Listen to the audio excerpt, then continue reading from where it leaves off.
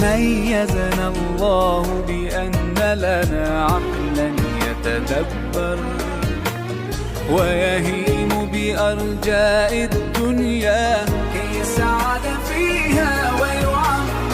أولست ترى الإنسان بها دوما يتغير؟ ما أروع عقلا يستهدف